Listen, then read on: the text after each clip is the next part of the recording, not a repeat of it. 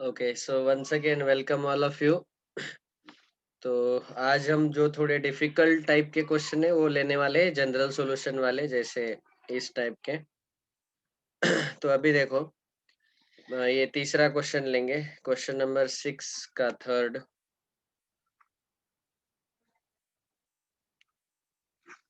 का सॉल्यूशन देखते हैं। हाँ, एक चीज मैं बताना भूल गया। जहाँ के भी हमने आंसर्स लिखे ना जनरल सॉल्यूशन के, वहाँ एक्स्ट्रा आप सबको हर जगह n belongs to capital Z ये ऐड कर दो सब जगह। n belongs to capital Z answer के बाद n belongs to capital Z add कर दो। वो लिखना जरूरी है, कंपलसरी है। n belongs to capital Z, ठीक है। ये सब तरफ लिख दो जहाँ जहाँ जनरल सॉल्यूशन वाले क्वेश्चन हमने सॉल्व किए। ऑलराइट। अभी क्वेश्चन 6 का थर्ड हमें दिया हुआ है, cos of 4 theta equal to cos 2 theta. cos 4 theta is equal to cos 2 theta. अभी दोनों साइड थीटा थीटा है। पहले पिछले वाले क्वेश्चन में कैसा था, एक साइड थीटा था, एक साइड कांस्टेंट था, नंबर था। तो उसको हम अल्फा में कन्वर्ट कर देते थे, अल्फा कांस्टेंट है। तो लेकिन यहाँ दोनों साइड थीटा थीटा है, तो इसको कैसे सॉल्व करना है? तो इसको हम अभी डायरेक्टली सॉल्व नहीं कर सकते, इसको पहले सिंप्लीफाई करना पड़ेगा। कैसे सिंप्लीफाई करेंगे देखो, cos of 4 theta minus cos 2 theta is equal to 0। समझा? cos 2 थीटा जो है, क्योंकि थीटा वेरिएबल है, वेरिएबल वाले सारे टर्म लेफ्ट में रहने चाहिए। तो इसीलिए हमने cos 2 थीटा को लेफ्ट में शिफ्ट कर दिया। अभी यहाँ पे ये है cos 4 theta minus cos 2 theta. आपको याद आ रहा होगा कि आपने ये फॉर्मूला पढ़ा है, cos c minus cos d। याद है कि नहीं? इसका आंसर आता है -2 into sine of c plus D by two into sine of c minus D by two. Okay, तो ये फॉर्मूला हमें यूज करना है अभी।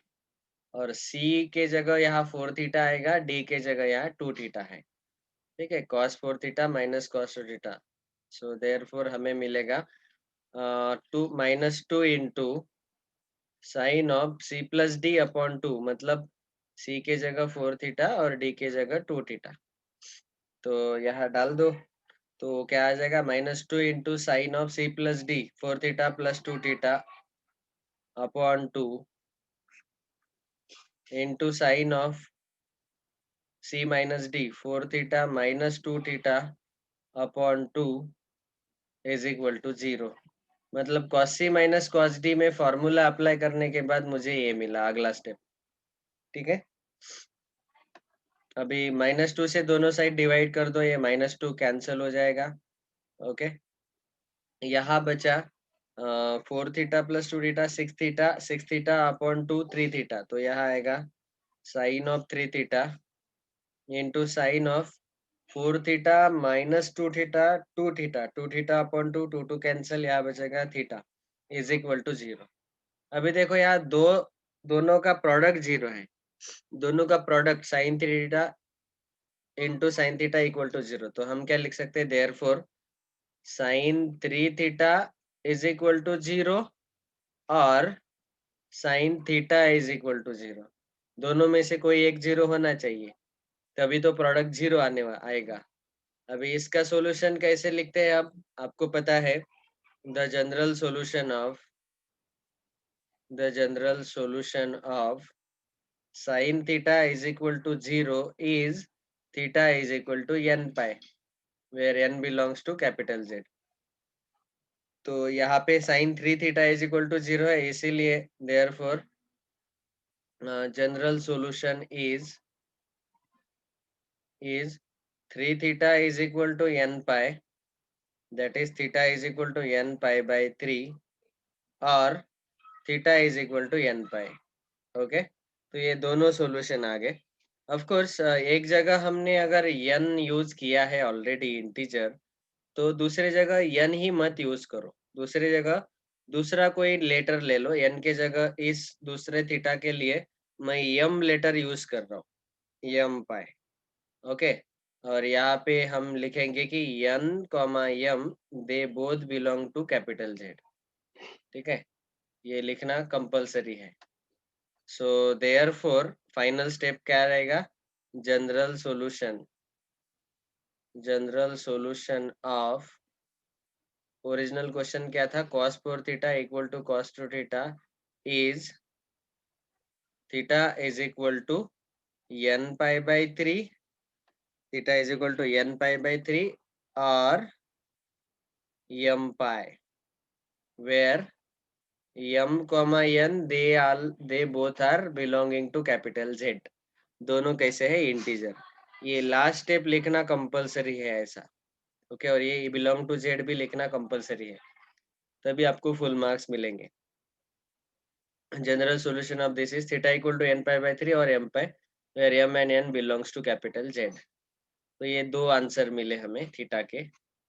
क्लियर है सबको? बहुत आसान था ये। अगला क्वेश्चन। तो क्वेश्चन नंबर 7 का फर्स्ट लेंगे अभी। एक चीज बताना था कि देखो, हमने एक सॉल्यूशन में स्मॉल n यूज किया, दूसरे सॉल्यूशन में स्मॉल m यूज किया।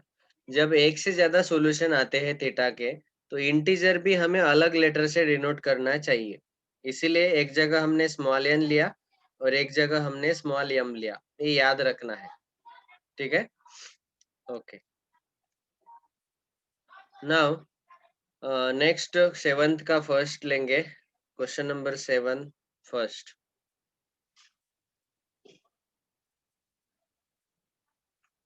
तो ये क्वेश्चन है sine theta is equal to tan theta. Okay, ऐसा क्वेश्चन है। यहाँ हमें जनरल सॉल्यूशन फाइंड करना है थीटा का। ये भी बहुत आसान है, पहले 2-3 स्टेप एक बार आपको समझ में आए कि बस हो गया। तो sine theta is equal to tan theta, दोनों साइड वेरिएबल वेरिएबल है, तो इसको हम डायरेक्टली सॉल्व नहीं कर सकते। ठीक है, इसको सॉल्व करने के लिए क्या करना पड़ेगा? अभी यहाँ पे साइन थीटा है इज इक्वल टू, यहाँ टैन थीटा को हम लिखेंगे sine theta upon cos theta. अभी यहाँ सबसे बड़ा मिस्टेक स्टूडेंट करते हैं कि दोनों साइड कैंसिल कर देते हैं साइन को। ये एकदम बुरी आदत है। देखो, कभी भी आप ट्रिग्नोमेट्रिक इक्वेशन में डायरेक्टली कैंसिल नहीं कर सकते। कब कैंसिल करेंगे? जब वो नॉन जीरो रहेगा तभी। तो हमें पता नहीं कि साइन थीटा जीरो आने वाला है कि नॉन जीरो आने वाला है। अगर वो नॉन जीरो आता है तभी उसको हम कैंसिल कर सकते हैं। तो हमेशा याद रखो कि ट्रिग्नोमेट्रिक इक्वेशन में ओके, कभी भी कैंसलेशन नहीं करने का, डायरेक्ट ऐसे दोनों साइड थीटा के अगर दोनों टर्म है तो। ओके, क्योंकि वो जीरो है कि नॉन जीरो है हमें पता नहीं रहता, याद रखो ये। तो अभी क्या करेंगे? यहाँ पे हम इसको cos थीटा से मल्टीप्लाई करेंगे दोनों साइड। सो यहाँ मिलेगा आपको sine theta into cos theta is equal to sine theta. अभी भी साइन साइन कैंसिल मत करो, ठीक है, क्योंकि वो जीरो आ सकता है। तो अभी ये साइन को लेफ्ट में शिफ्ट करना है, तो यहाँ आएगा sine theta into cos theta minus sine theta is equal to zero. Okay, समझ में आ रहा है ना? यहाँ पे भी हमने ऐसा ही किया था, cos 2 थीटा को लेफ्ट में शिफ्ट किया था, तो माइनस हो गया। कैंसिल कैंसिल नहीं करने का यहाँ पे, भूल जाओ अभी कैंसिलेशन को, क्योंकि वो जीरो रह सकता है साइन थीटा। चलो, तो अभी दोनों टर्म देखो, ये पहला टर्म है, ये दूसरा टर्म है। दोनों टर्म में आप साइन थीटा कॉमन ले सकते हैं, तो यहाँ ब्रैकेट में बचेगा cos theta minus 1 is equal to zero. अभी यहाँ प्रोडक्ट इक्वल टू जीरो है, प्रोडक्ट इक्वल टू जीरो मतलब या तो sine theta equal to zero आएगा और cos theta minus 1 equal to zero आएगा। मतलब एक आंसर आएगा sine theta equal to zero और दूसरा आंसर आएगा cos theta is equal to 1। Is it clear? तो बस इन दोनों को अभी सॉल्व करना है। सॉल्व करते वक्त जैसे मैंने बताया, एक के आंसर में इंटीजर n लेने का, दूसरे के आंसर में इंटीजर m लेने का। ओके, अलग अलग इंटीजर लेना है। तो आपको पता ही है इसका सॉल्यूशन क्या आता है, तो वो लिखो पहले। General solution of general solution of sin theta equal to 0 is theta equal to n pi and cos theta is equal to cos alpha is theta is equal to 2n pi plus minus alpha, क्योंकि यहाँ cos theta equal to 1 है तो इसको हमें कैसे लिखना पड़ेगा, cos theta equal to cos 0, 1 is cos 0, तो वो डायरेक्टली जीरो वाला नहीं है। तो यहाँ ये दो फॉर्मूले हमें यूज करने हैं, sine theta equal to zero वाला और cos theta equal to cos alpha वाला। तो उस केस में theta equal to n pi और theta equal to n pi plus minus alpha मिलेगा। सो देयरफॉर अभी हम पहला सवाल करेंगे, sine theta is equal to zero, therefore theta is equal to n pi. Clear इतना? और दूसरा वाला क्या दिया हुआ है बेटा,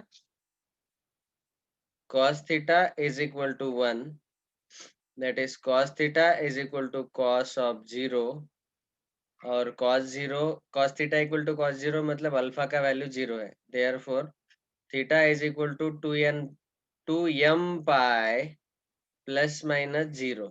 अल्फा का वैल्यू कितना है यहाँ पे, 0। यहाँ ब्रैकेट में चाहे तो लिख लो अल्फा इज इक्वल टू 0 है, तो यहाँ आ जाएगा answer 2m pi, theta is equal to 2m pi, theta is equal to n pi.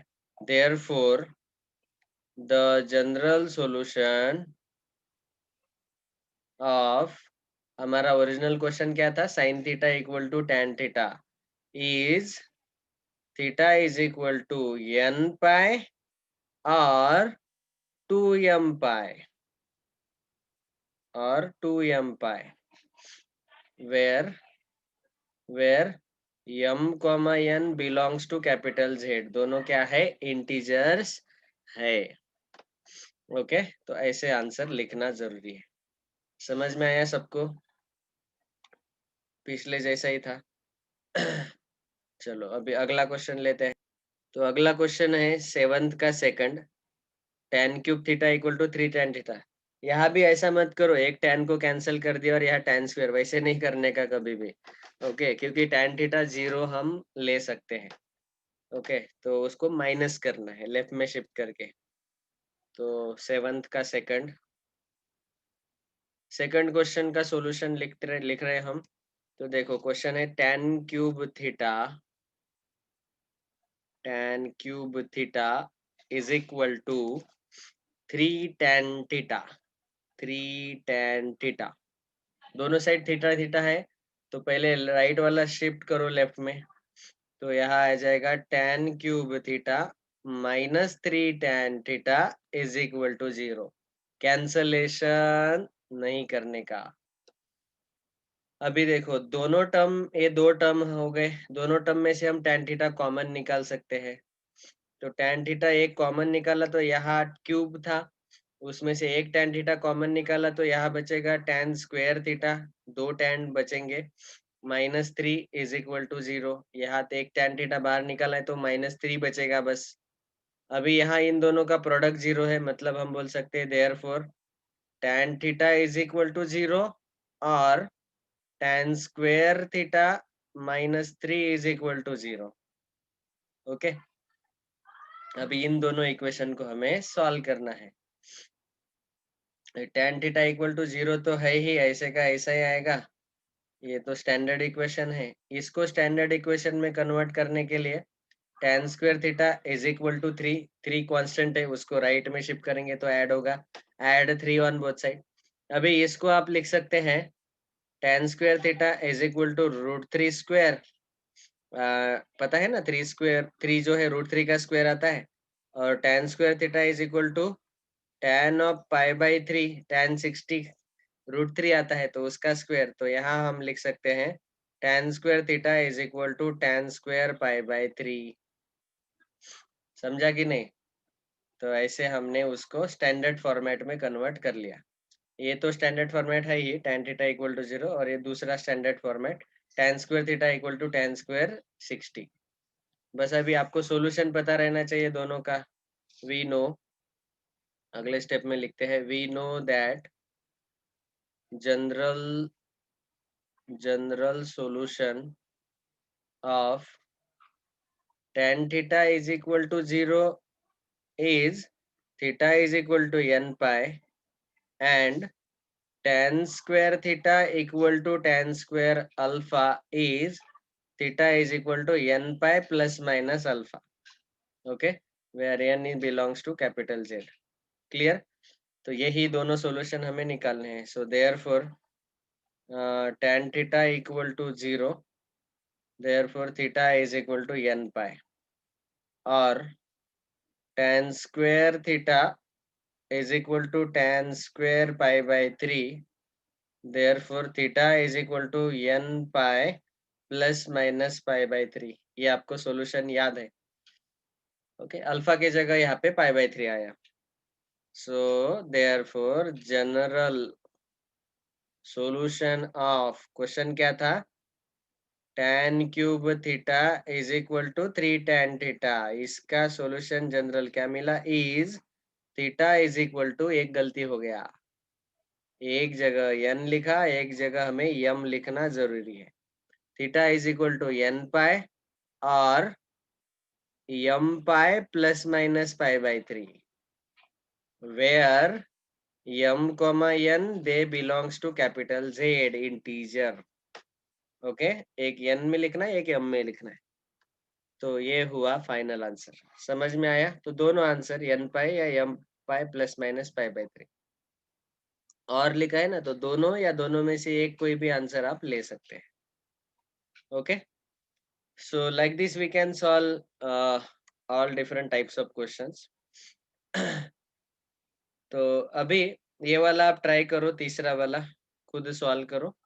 Solve होता है तो अच्छा, नहीं सॉल्व होता है तो हम संडे को डाउट में डिस्कस करेंगे ही. क्वेश्चन 8 देखो, विच of the following equations have solutions. तो ये तो बहुत ही आसान है एक्चुअली. देखो, यहाँ cos two theta equal to -1 है. cos थीटा का वैल्यू -1 से 1 तक रहना चाहिए, आपको पता है रेंज. तो ये -1 है, तो इसका मतलब इसका सॉल्यूशन मिल जाएगा. यहाँ cos square theta equal to -1 है. cos स्क्वायर किसी भी नंबर का स्क्वायर लेंगे, अगर वो रियल नंबर है तो उसका आंसर निगेटिव नहीं आ सकता, तो इसका सॉल्यूशन हमें नहीं मिलेगा. Sine theta equal to 3/2. Sine theta -1 से 1 तक है रहता है, लेकिन 3/2 मतलब 1.5. 1.5 साइन थीटा कभी दुनिया में हो ही नहीं सकता, क्योंकि साइन थीटा का मैक्सिमम वैल्यू 1 हो सकता है. तो इसलिए इसका भी सॉल्यूशन नहीं आएगा. tan थीटा इक्वल टू 5/3, इसका सॉल्यूशन आ जाएगा, क्योंकि tan थीटा जो है वो -इन्फिनिटी से इन्फिनिटी तक जाएगा. इसका मतलब क्या है? 8th क्वेश्चन को सॉल्व करने के लिए आपको सबके रेंज पता रहने चाहिए. आपको याद आ रहा होगा 11th स्टैंडर्ड में हमने जो टेबल डिस्कस किया था, वो टेबल आपको एक बार दिखाता हूँ. तो ये टेबल है हमारा, domain, range and period of trigonometric functions. ये टेबल आपको क्लियरली याद रहना चाहिए. अभी हमारा जो ये 8th वाला क्वेश्चन है, ये 8th वाला क्वेश्चन एक्सरसाइज 3.1 का, उसको सॉल्व करने के लिए आपको क्या करना है? इस टेबल में से खाली रेंज पता करनी है, रेंज पता रहनी चाहिए बस. अगर आपको रेंज पता है तो उतना काफी है. तो इस टेबल में देखेंगे आप, डोमेन, रेंज, पीरियड तीनों दिए हैं, तो बस रेंज ही पता करो. साइन थीटा -1 से 1 तक, कॉस थीटा भी -1 से 1 तक, टैन थीटा सारे रियल वैल्यूज लेता है, और कॉट थीटा भी देखेंगे आप, सारे उसका रेंज सारे रियल वैल्यूज आते हैं. सेक और कोसेक का ग्राफ आपको पता है कि वो -1 के नीचे और 1 के ऊपर ही रहता है.